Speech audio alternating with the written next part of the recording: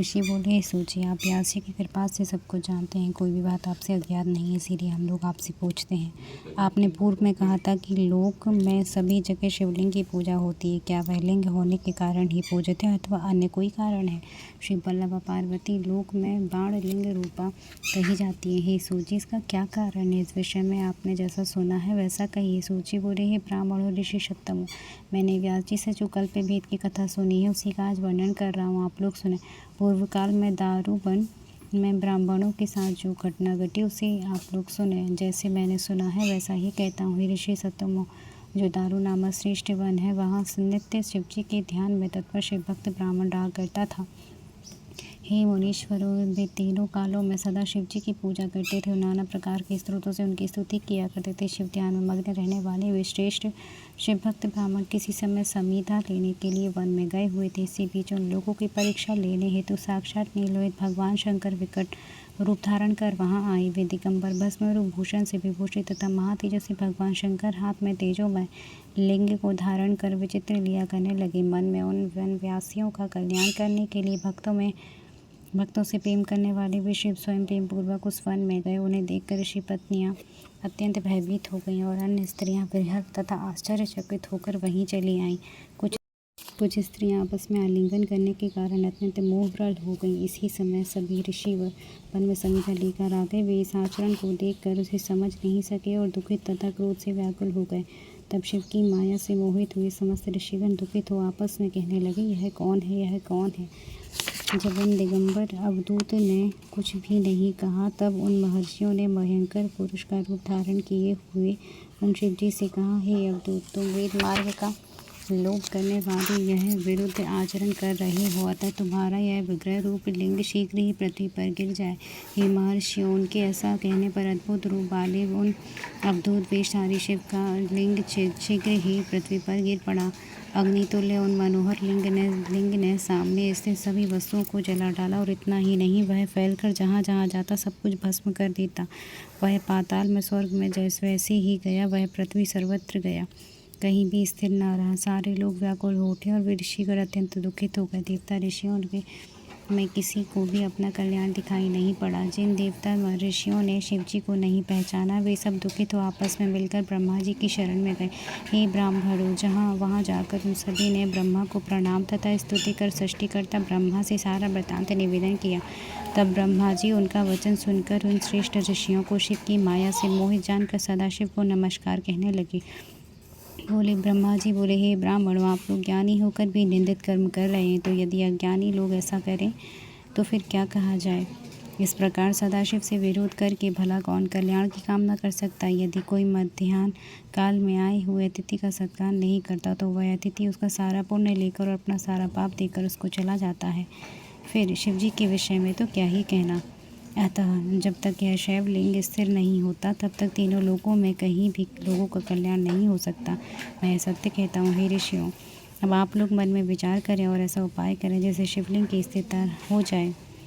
सूची बोले, ब्रह्मा के द्वारा इस प्रकार कहे जाने पर ऋषियों ने उन्हें प्रणाम कर कहा, हे ब्रह्मन, अब हम लोगों को क्या करना चाहिए? आप उस कार्य के लिए आज्ञा प्रदान कीजिए। तब उन मुनीश्वरों के द्वारा इस प्रकार कहे जाने पर सर्वलोक पितामह ब्रह्मा जी ने उन मुनीश्वरों से स्वयं कहा।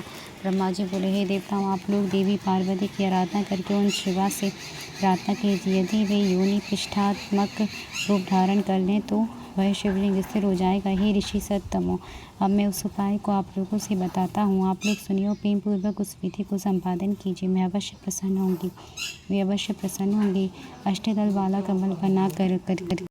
अष्टदल कमल बना करके उसके ऊपर कलश स्थापित कर उसमें दूर्वा और युवांकर उससे युक्त तीर्थ का जल भर देना चाहिए। फिर वेद मंत्रों के द्वारा उस कुंभ को आमंत्रित करना चाहिए। इसके बाद ही महर्षि वेदोक्त रीति से उसका पूजन करके शिव का स्मरण करते हुए शत्रुदीय मंत्रों से कलश के जल में उस शिवलिंग का अभिषेक करना चाहिए। फिर उसी उन्हीं मंत्रों से लिंग का प्रोक्षण करना चाहिए, तब शिवलिंग प्रशांत हो जाएगा। इसके बाद योनि रूपा गिरिजा तथा उत्तम बाण लिंग को स्थापित कर उस प्रतिष्ठित शिवलिंग को पुनः अभिमंत्रित करना चाहिए। उसके अनंतर सुगंध द्रव्य, चंदन, पुष्प, धूप एवं नैवेद्य आदि से पूजा कर प्रणाम, स्तुति, मंगलकारी गीत वाद्य के द्वारा परमेश्वर को प्रसन्न करना चाहिए। तत्पश्चात स्वस्ति वाचन करके जय शब्द का उच्चारण करना चाहिए।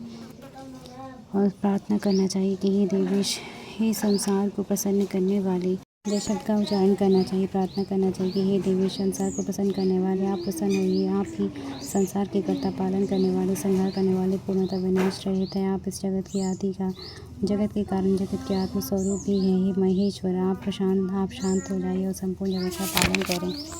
हे ऋषियों, इस प्रकार अनुष्ठान करने पर शिवलिंग अवश्य स्थिर हो जाएगा। फिर इस त्रिलोक में किसी भी प्रकार का उपद्रव नहीं होगा और सदा सुख रहेगा। ब्रह्मा के यह कहने पर वे ब्राह्मण और से देवता पितामह ब्रह्मा जी को प्रणाम कर सभी लोगों को सुखी बनाने की इच्छा से उन शिव जी की शरण में गए।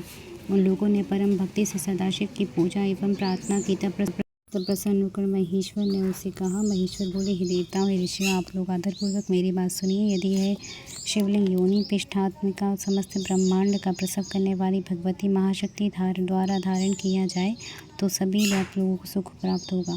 पार्वती कहते, अन्य कोई भी मेरे इस स्वरूप को धारण करने में समर्थ नहीं है। उन महाशक्ति के द्वारा धारण किए जाने पर शीघ्र यह मेरा निष्फल स्वरूप प्रशांत हो जाएगा। सूची बोले, हे मुनीश्वरों, तब सभी यह सुनकर प्रसन्न हुए। देवताओं ऋषियों ने ब्रह्मा को साथ लेकर पार्वती की प्रार्थना की और पार्वती तथा शिव को प्रसन्न करके पूर्वोक्त विधि संपादित कर उत्तम लिंग स्थापित किया। इस प्रकार मंत्रों के विधान के अनुसार उन देवताओं ऋषियों ने धर्म की रक्षा के लिए शिव को प्रसन्न किया। तत्पश्चात सभी देवता ऋषिगण ब्रह्मा विष्णु चराचर त्रिलोकी ने शिव जी की विशेष रूप से पूजा की। तब शिव जी प्रसन्न हुए, जगदम्बा पार्वती प्रसन्न हुए। इसके बाद उन पार्वती ने शिवलिंग की पीठ रूप से धारण कर लिया। हे द्विजों, तब शिवलिंग के स्थापित हो जाने पर लोगों को कल्याण हुआ। तब वे शिवलिंग तीनों लोगों में प्रसिद्ध हो गया।